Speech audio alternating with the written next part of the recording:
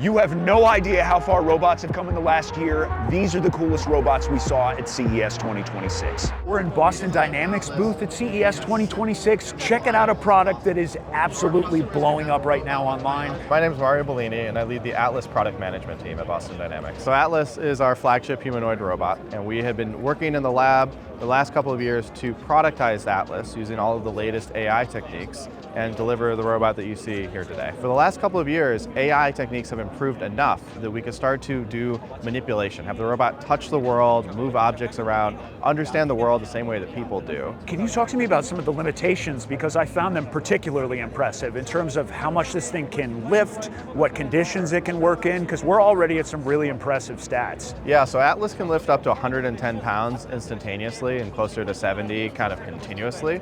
So we designed this to handle the dull, dirty, dangerous tasks, the things that are really backbreaking for people to do. It can operate for 4 hours on its battery life, swap its own battery so it can work continuously. Atlas can operate in the rain, it's IP67. It can also handle -20°C to 40°C. Atlas has these joints that can spin all the way around. And so we're inspired by the human form, but not limited by it. How do you see these units coexisting with human beings in the future? So we're not trying to make a robot person. We're trying to make this tool that's relatable, that's understandable, and the choice of the head kind of like whimsical and inviting. It's actually a modular head with the sensors and computer on board. So we've learned from the autonomous vehicle industry about how you can really reliably detect people and hazards around the robot, and the robot has that built in. So behind me is a company that's gone totally viral because of its robot's crazy fighting moves. Let's check out EngineAI.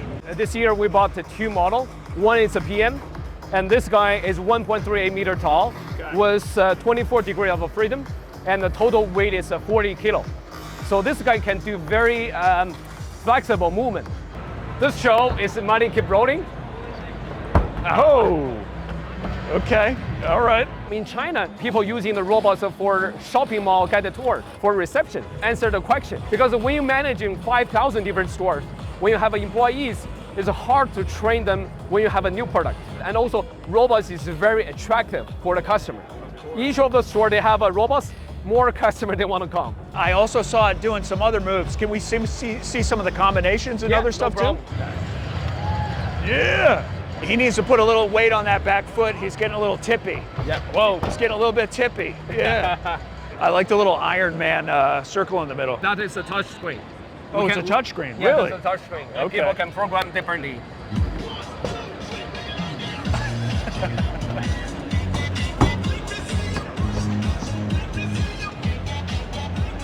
Yeah.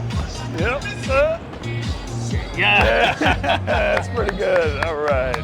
We have seen a lot of footage of new humanoid robots fighting, and we wanted to see for ourselves with one of the most high-profile companies in the business right now, Unitree and their G1 humanoid robot. So I'm going to try to get in there and see what it's like to fight these things myself. So Unitree has been going absolutely viral. Your stuff is everywhere. What's new this year? What are you demoing? So this year at CES, we're not only bringing the kickboxing robots, but also some dance moves and kung fu moves. So this year, they're learning a lot of moves from people who like the kickboxing moves. They're actually learned from professional fighters. You want to give it a shot? Let's do it. Let's go. Let's embarrass myself in front of 100 people here. Let's do it. That's hard. It's hard. They're actually like tough. 1, 2, 3. He's out. He's totally out.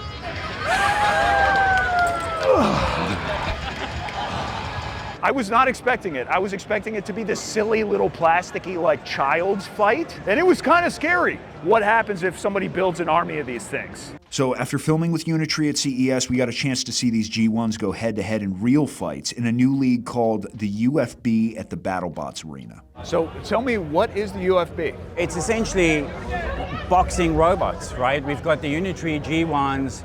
We've got a great engineering team that's modified them with a few industry secrets and our proprietary technology to enable them to be controlled by our pilots. They have two controls in their hands, and there's basically a motion sensor that controls the robots and their movements moving forward, so full body motion control, and that's how they fight at this point. So we're checking out Realbotix. We were here last year, but we understand there's some updates, and we're here to find out what they are. So I feel like you guys broke YouTube last year as probably the most prominent company to come out of CES. What's new at Realbotix this year? Number one, we have David over here, our new, as you called him, our new smug robot. He's got a little bit of an expression on his face. It's like a little bit of like superiority. The fact that he evokes some emotion in you, I think is a good thing. Yes. You were talking about AI vision. Could you tell me about how that's baked in this year? Our robots are a little more autonomous. So the AI takes the information it sees, what it's observing, and makes decisions based on that. So it's basically trained on a number of human behaviors to be able to sort of interpret and see. It can recognize human emotions. I'm not sure there's any other company in the world that has tied in hardware to being able to recognize human emotions. Our robots have the motorized wheel platform, more efficiency, but number two, we're the only guys that have humanoid robots that plug into the wall. So if you are an enterprise client, you don't necessarily care about the walking. What you care about is a robot that will work for you all day, all week. You can see here, she follows me, and you can see she's much more fluid than the one we had last year. This will be across all of our robots here next year. They'll be able to talk and recognize you. They'll be able to, read. They'll be able to see colors, and again, recognize emotion. We did this, sometimes you go to a fashion show, they have like the craziest outfits, and it's really just to get attention. We wanted to show a little bit of creativity and something sci-fi related, to demonstrate that we make robots that look like this, but we can make them look like anything. Sure. One of the things that makes us unique is you can customize the appearance, voice, and personality of your robot through us. Again, nobody else is doing that kind of stuff. This is LG's CLOiD robot assistant. It's getting a lot of hype right now. We just saw a demo in which CLOiD interacted with a host to open up a refrigerator, get a drink, all different implications for what LG is calling a zero labor home. Welcome to Science Fiction Future begins today. We have showing our CLOiD robot here, which actually is thinking for itself. I'm kind of forgetful sometimes, and at night it's very important that the windows are locked up and that my temperature is set properly and my doors are locked, and CLOiD would take care of that for me automatically. So we have our AI, which we call affectionate intelligence. So all of our appliances will be talking to CLOiD, and with ThinkQ on, it's going to be talking to third-party sensors, so we have that whole home protection, as you were talking about, the whole home scanning. Where other robotics companies are focused on things like strength and agility, Sharpa is focused on dexterity and precision of movement. At CES, we revealed our full-body robot for the first time. It's called North, and it's been dealing cards, assembling a windmill, taking Polaroid photos, and playing ping pong, obviously. What's very impressive to see when you walk by is just how minute the tasks are that the hands are capable of doing. How is that possible? There are actually three that are very important. The first one is to have a hand that resembles a human hand in size and shape, because otherwise it cannot manipulate the same range of objects that you do. The second is the sense of touch. By being able to touch, you get feedback from the environment and the objects you're manipulating. The robots can integrate that information real time. One is pressure, you might have vibration, you might have slip, whether it's stable or it's slipping in your hand. So is there AI vision, AI perception that is combined at this point with the touch sensitivity? Yeah, so AI plays at different level of the robots. The first one is the tactile technology that we use. It's AI that actually help analyze the results of that tactile feedback, right? Okay. Then the second layer is the robot itself. How is it able to autonomously accomplish the task that we see here? It's because the AI model that helped control his movement has been trained. Ahead of time. On accomplishing those tasks. We're watching our full-body robot, North, assembling a windmill. For a robot to accomplish autonomously, it's very, very hard. It's using different types of material. We have paper, we have plastic. Those materials, they have different rigidity.